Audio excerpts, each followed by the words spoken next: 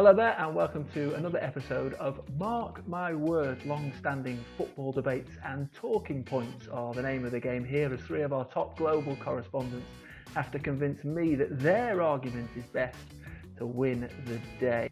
2 shows of the series gone so far, still a long way to go and plenty of points left to play for. So let's meet our 3 reporters in the hot seat once again. Firstly, in London, Carrie Brown is our Premier League correspondent. Jamie Easton is based in Spain and reports on La Liga. Hola. And last but not least, Matt Spiro lives in Paris and works alongside our colleagues at Be in France. So as I mentioned earlier, plenty of points left to play for as we stand at the moment. Jamie is leading with 6 points, Matt has 5, Carrie has 3. A reminder of the rules of the game, 4 rounds, a different new question in each round, and as we said, the guys have 90 seconds to convince me of their argument to win the points. We have a new theme in each show. So far we've had players and we've had goals. The theme for today is managers. So the question for round 1 is this. It's nice and simple. The greatest manager of all time. So Carrie, 90 seconds for you to convince me of your argument on the greatest manager of all time. Over to you. Having worked with him, having seen the work he'd done, I would dearly love to say Sir Alex Ferguson, but actually for me it has to be Johan Cruyff. A rare great as a player, but as a manager he replicated and then surpassed his playing career. He is the godfather of modern football. Rinus Michels was his mentor, yes, but it was Cruyff in management who appreciated that when Michels had left Barcelona, his philosophy had been abandoned. Total football would not be adopted into the fabric of the game until it became second nature by nurture. Winning, Cruyff once said, is an important thing, but to have your own style, to have people copy you, to admire you, that is the greatest gift. As the manager of Ajax, where he's still now revealed, he realised that for the football culture to change, it would have to be coached not just to 17-year-olds, but to 7-year-olds. It was revolutionary thinking at the time, and he also developed the greats, the likes of Marco van Basten and Dennis Bergkamp on the way. But Cruyff believed there was one place he could develop his version of the beautiful game, passing of the ball, and his return back to Barcelona 10 years after he left as a player. At that time the club were in crisis. In 28 years they'd only won 2 league titles. When he'd left he would win 11 league titles, 4 successive league titles and the European Championship title. So Alex Ferguson admitting it was losing against Barcelona and Johan Cruyff that he finally realised the only way to win a European title was to maintain possession. Among the other greats, Eusebio, who recalled his daring audacity of playing 3 at the back. And of course, Pep Guardiola, asked if he could be considered the greatest manager. He said no. It was Johan Cruyff that created the cathedral of football. I merely am building more bricks. It's a very good start and a very good argument indeed. And Jamie Easton, based in Barcelona, it's one I'm sure you'll probably agree with, but you'll have your own argument. So what have you got for us, Jamie? Well, I have Sir Alex Ferguson. More than 26 years at Manchester United. Nobody has achieved that until today, and nobody has won 38 trophies like him until the date. He's a complete legend. 13 Premier League titles, FA Cups 5, 2 Champions League trophies, 10 Community Shields, 4 League Cups, and I could go on and on and on and on. We have to put in perspective how dominant he was during his years at Manchester United. When he arrived, Manchester United were second from the bottom, the 21st in the standings in the Premier League, and he finished that first season in the 11th position. The next season he ended second, and I still remember talking about what happened in Barcelona, that special Champions League final between Manchester United and Bayern Munich in the last minutes. That comeback, I think it's historical, together with that Barcelona 6 PSG 1, sending my love to Matt Spiro here. But we have to remember all the honorary degrees Sir Alex Ferguson has, all the orders and special awards that Johan Cruyff doesn't have. He was characteristic to have managerial skills. For example, trusting the youth. There's that generation of players called Class of '92 with Beckham, the Neville brothers, Scholes, Giggs, but he trusted them, he gave power to them, they played, and he also managed to still have the more experienced players in the team, so that was quite a balance he knew how to do. He also had transfer knowledge in order to how to sign every single year, and he know how to manage calm under pressure. He had no nonsense attitude like we've seen recently in other managers. There are so many things that Sir Alex Ferguson dominated that right now he's still the top manager of all time. Well, how do you compete with those two? You've got Johan Cruyff, Sir Alex Ferguson, Matt Spiro. This is going to have to be pretty good. So 90 seconds, off you go. Well, Matt, I'm going to go for somebody slightly more out of left field. You know, Cruyff, Ferguson, phenomenal names. I'm going for the complete package because Ferguson was a manager. I mean, you know, an incredible manager, but he didn't do that much on the training ground. And I think, you know, he'd admit that Brian Kidd and other assistants did a lot of that through the years. Cruyff was more of a training ground person, not so much of a manager. I wanted to go for a Frenchman because, you know, France have produced so many fantastic managers. I mean, Arsene Wenger, you know, knocked Sir Alex Ferguson off his perch pretty easily, didn't he? In the late 90s, Albert Batter back at Reims and Saint-Etienne. So I'm going to announce, for me, the number one. It's none of those guys. It's Robert Herbin, who sadly passed away recently. Now, Robert Herbin was the man behind the greatest club side, I think it's fair to say, in French football, because Saint-Etienne are still the only club to have won 10 league titles. They're a small town, a former coal mining village. They used to be called a suburb of Lyon, but then thanks to Robert Herbin, they famously declared that Lyon was a suburb of Saint-Etienne in footballing terms. Now, Robert Herbin was involved in 9 of Saint-Etienne's league titles, 5 of them as a player, 4 as a manager. He won the Coupe de France 6 times as well, and he took Saint-Etienne all the way to the European Cup final in 1976. They didn't win it, but in many ways it's become even more sort of revered because they had those 2 shots against the post at Hampden Park, and the posts were square posts, they weren't rounded posts, and otherwise they would have gone in, and they were paraded up the Champs-Elysees. Robert Herbin is so cherished here in France, and since his passing there's been a huge outpouring of sadness, and just, yeah, phenomenal man. And I didn't mention he was called the Sphinx because he had, not just because of this, but he had this big orange haircut, and he was just an incredible man, an incredible coach, the greatest.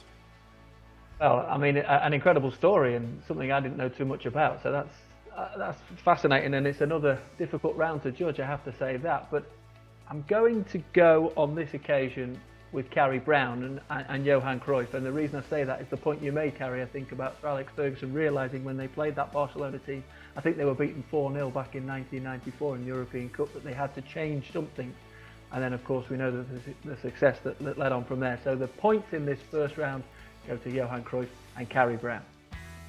So let's crack on with round 2, a new question on managers, and this one is the best manager in the world right now. So the best manager in the world right now. 90 seconds on the clock. We're going to start in Spain with Jamie Easton. Jamie, it's over to you.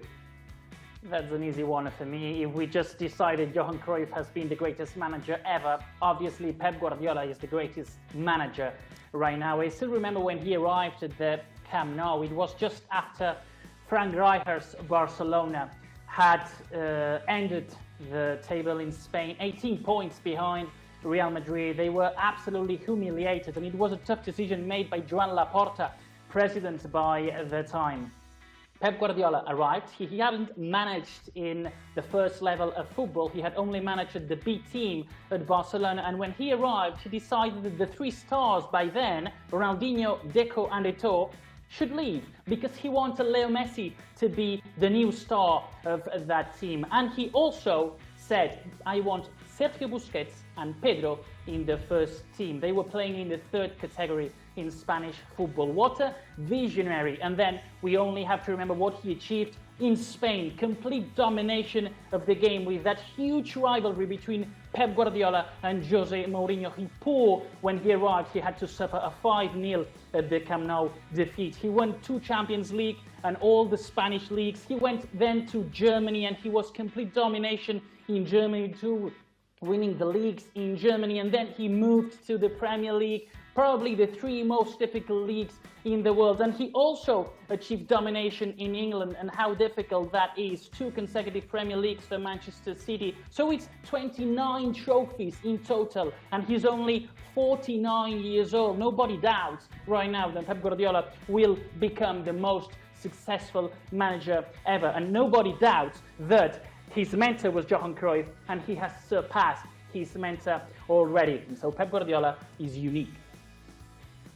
Okay, so your vote goes for Pep Guardiola, Matt Spiro. I'm sure you'll have a thing or two to say about that. So who does your vote go to? Well, listen, Matt, unlike my rivals, I'm going to stick to 90 seconds here. Now, I'm surprised that Jamie has eaten all the Pep hype. I think if I had Leo Messi in his pomp in my team, I could manage a few title wins in Spain. If I had 3 or 4 times more money than any other club in England, and I could buy, 3 left backs for 60 million each, I could probably win the Premier League. You're right, he's fallen down in the Champions League quite a lot, and Manchester City's inability to go further in the Champions League suggests that tactically it's not that good. But my favourite coach, and Carrie talked about the impact that coaches have on other coaches and the legacy they leave. The Pep Guardiola today still looks up to Marcelo Bielsa, who was such an important influence in his career. Mauricio Pochettino as well, his hero is Marcelo Bielsa, under whom he played back in Argentina. Bielsa hasn't gone for the easy options. He hasn't gone for the Barcelona of Messi, the Man City of the current wealth. He's gone for tough options. Newell's Old Boys have named their stadium after him. There's a statue. All the Newell's Old Boys supporters have got tattoos of Marcelo Bielsa. He's been unbelievable. He's gone to Athletic Bilbao, where he's revered from his 2 seasons. I had the pleasure of watching him at Marseille, and honestly, I was commentating Marseille that season.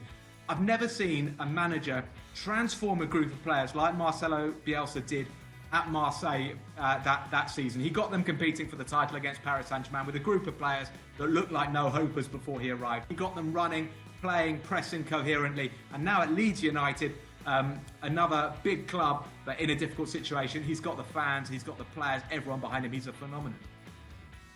Okay, Marcelo Bielsa, Matt, as you said, you spent 45 seconds talking about other managers, so that's a huge point for you. Congratulations. And I just love a manager that just creates tattoos with the fans. Perfect argument. Well done.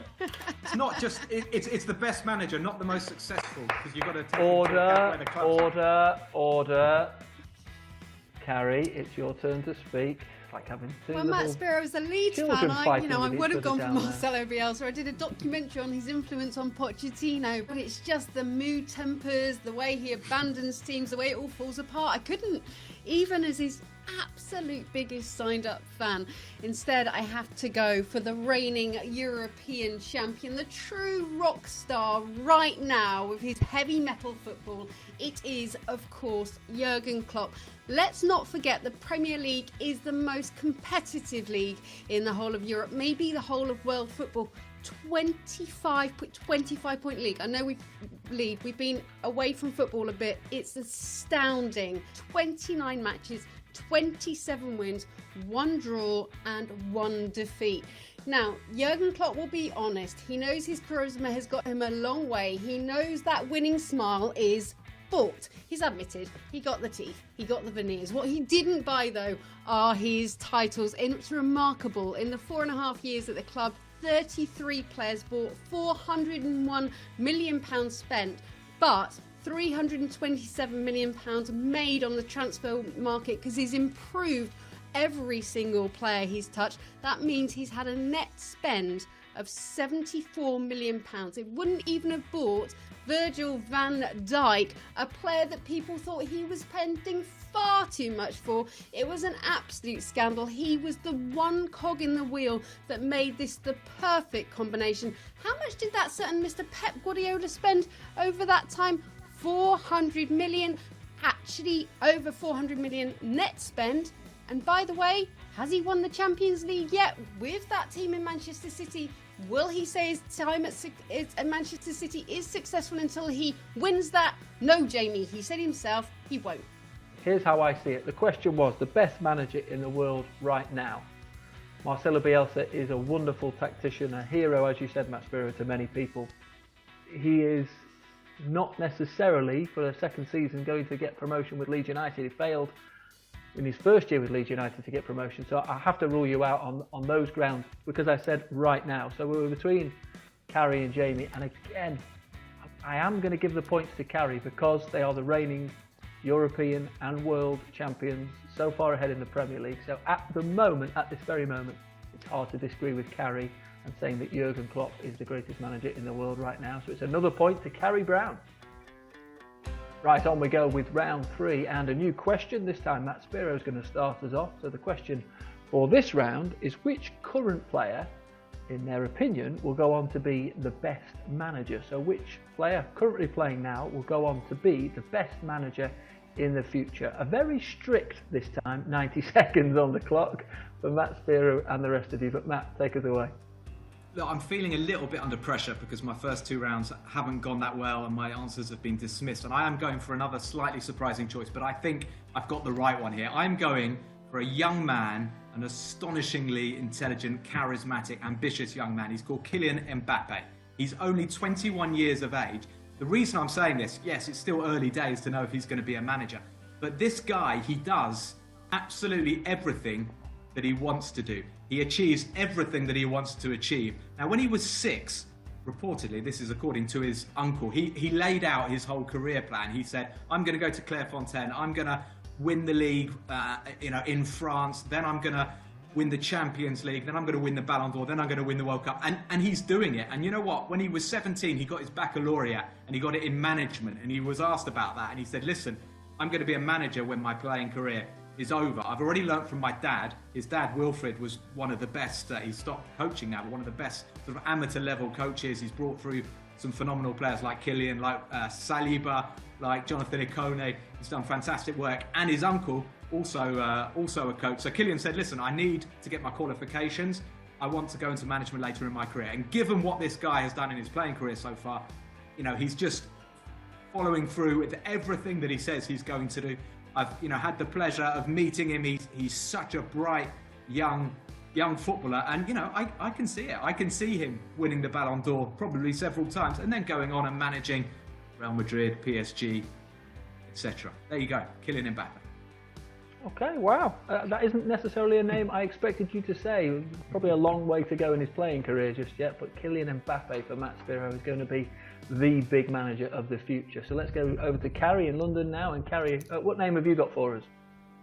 Well, I think if you're looking at this season's Players of the Year, everyone is going to be selecting from Liverpool, bar one exception, and that's Kevin De Bruyne. His reading of the game, his passing of the game is one thing. One of the world-class players, the absolute leader of the team now, as the likes of Aguero are progressing on with age. This man is so influential, so badly missed last season for Manchester City, and maybe if he hadn't been so injured, they could have actually gone all the way and won the Champions League title as well. Crucially though, he's already studying his coaching badges with the Belgium FA. He's played it down. He said he doesn't know what his future will absolutely be, but if he wants a future in football, he wants to get those coaching badges. That foresight when you're playing under the most competitive and demanding manager in the world game is impressive. But it's not just that. Let's listen to Pep Guardiola. He said he is a special player. He sees things both on the pitch and off the pitch that other players don't see. We know the players that Pep Guardiola has already brought through into the coaching game. But one other thing, on his reading of the Arsenal game in which they were Manchester City beat Arsenal 3-0. He scored 2 goals and assisted 1, came off the pitch and delivered this damning indictment. The attackers are not tracking back. The only attacker on the field that tracked back in that whole match was Martinelli. He could already assess the game, assess the weaknesses, and he was the main man starring on the night. A future coaching great. Wow, another really good argument. You have to say that from Carrie Brown. So we've had Kylian Mbappe, we've had Kevin De Bruyne and Jamie Easton. What about you? Who have you got for us? Well, I definitely know that Sergio Busquets will become a manager because he said so in a documentary from inside Barcelona called Match Day. I do not know if Kevin De Bruyne wants to become a manager or Kylian Mbappe wants to become a manager. Matt Spiro, are you improvising today? What's happening to you? No, he said he wants to become Pep Guardiola said literally that sooner or later we'll see Sergio Busquets as a manager, and he's sure of that. And he said, I'm very lucky to have managed Sergio Busquets on a pitch. He's so smart. He knows when to be, where to be, when to move, what pass to do. He's unique in his vision. The great managers have nearly always been midfielders or even defenders, never forwards, because the vision they have of the entire pitch. Del Bosque, another manager that had won everything with Sergio Busquets, even a World Cup, said that if he wanted to reincarnate with somebody, it had to be Sergio Busquets. He said that he is already a manager on the pitch because of how he sees the players, because of how he sees the games, because of how he controls everything. Andres Iniesta, if you speak to him, another player that wants to become a manager, says that the greatest new manager will be Sergio Busquets. Discipline, tactics, vision, he has everything. Note down that name, Sergio Busquets. You're welcome. Okay, we'll take it. We'll take it. I feel like Matt Spiro's gonna try and attack you through the screen in a minute if I don't carry on, so I will. So here's how I see this.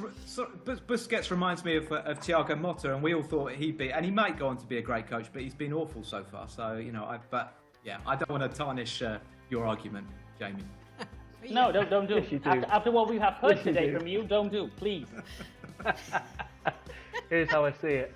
I like all three, and in my opinion, I think all three will go on to be fantastic coaches, but I'm going to, on this occasion, go with Matt Spiro because I liked his argument of saying that Mbappe had his whole future worked out, and so far everything had gone to plan, that he had decided at this age what is happening today, Max Ridley? What is happening today? What is happening today? In her arguments, Carrie Brown today for Johan Cruyff and for Kevin De Bruyne, he just mentioned Pep Guardiola. When I go for Pep Guardiola, you just go another way. And now Kylian Mbappe. Wonderful. Jamie Easton, respect the referee or I'll be forced to give you a card. There will be cards issued unless you continue to respect the referee. Okay. Now come on, we've got a show to get on with. The point goes to Matt Spiro. Okay, the final round as ever is fact or fiction. The guys have to tell me a story. 2 points on offer if they trick me, if I can't work out if they're telling the truth or not. But of course, if I do guess right, no points on offer. So we'll start with you, Carrie Brown. 90 seconds. A story for me on managers, please. I remember one particular moment this season at Tottenham's spangly new stadium against Liverpool, and there'd been a pretty crunching tackle on new boy Tanganga, and Jose Mourinho said in the press conference afterwards that the VAR must have been having a cup of tea right at that very moment.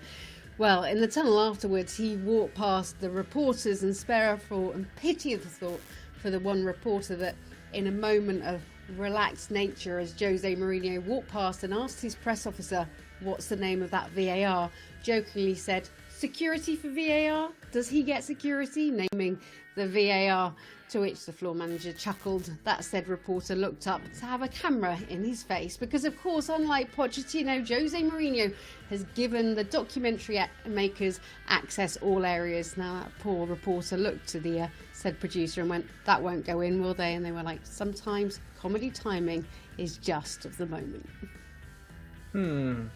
I get the feeling that reporter could well have been you, Carrie, maybe.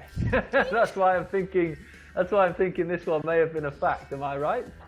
You might be right. Yeah. I'm dreading the moment the documentary comes out. I'm in trouble. Well, we are all looking forward to that a little bit later on. in the year, no doubt. So no points for Carrie on that occasion. Let's go to Jamie next. A story for me on managers, please, Jamie, and we'll take a fact or fiction, please. Well, there are very few managers like Marcelo Bielsa that have gifted many anecdotes throughout his career, but I want to focus on his early years when he was starting back in Argentina, and he had somebody that told him, Marcelo, you have to bring me the best youth and young players in the whole country. What he did, he divided Argentina in 70 different zones. He grabbed his car and he started driving all around the country, all 70 zones he had marked, and he was arriving to every single village and just asking the inhabitants there, who is the best player in this village? And he signed the best player in every single village. That is, for example, how Mauricio Pochettino was signed when he was only 13 years old, and he signed him at 3 a.m. in the morning because there were no timings for Marcelo Bielsa and his travels all around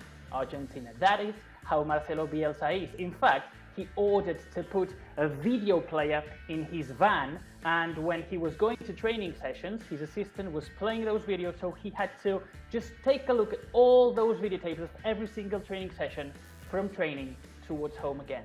Marcelo Bielsa, unique. Could he have gone around all of Argentina? I mean, I suppose it's possible. It seems difficult, but I'm going to say fact again, Jamie. Is that true? It is a fact. He drove around Argentina, 70 zones, and just picking the best young players in every single village at 3 a.m. in the morning. So no points for Jamie there, but let's see if Matt Spiro can fool me. Matt, have you got a story for us on managers, please? Yes, I do. I'm going to go with another unique manager, a Frenchman named Guy Roux, who took over Auxerre when they were an amateur club.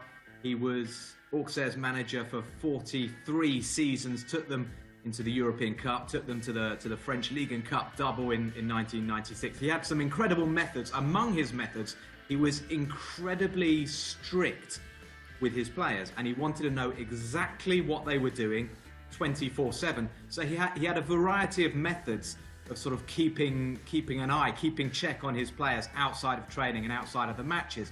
But did you know, this is the fact or fiction bit, during the latter years, as he started to get to grips with technology, he also installed surveillance cameras in the players' hotel bedrooms to make sure that he knew they were going to bed on time and that there was nothing untoward going on. One player, Djibril Cissé, got pretty upset when he found out that he had a camera in his bedroom, and that created quite some controversy. So we all know that the stories and the disciplinarian that Guy Roux was, I think, but cameras in the bedroom, and we're talking about mid to late 90s here. I think maybe that feels a bit early for cameras in the bedroom. I'm going to say that bit of the story was fiction, Matt. Am I right? Yeah, you saw through it. It was fiction. Yeah, that last bit. Yeah, plenty of true elements about that story, but the cameras was just maybe one step too far. So no points for anybody there. I'm on top form today. Let's have a look at the points on the leaderboard for today. Carrie Brown was our winner with 2 points. Matt Spiro a single point. Nothing for Jamie Easton on this occasion, but it leaves the leaderboard overall very close indeed, because we have joint leaders after 3 shows of the series. Matt and Jamie have 6. Carrie has 5, but still a long way to go and many points to play for. My thanks as ever to Carrie, to Jamie and to Matt for their company and their stories. Thanks to you as well for watching another episode of Mark My Words. We'll be back very soon. Bye for now.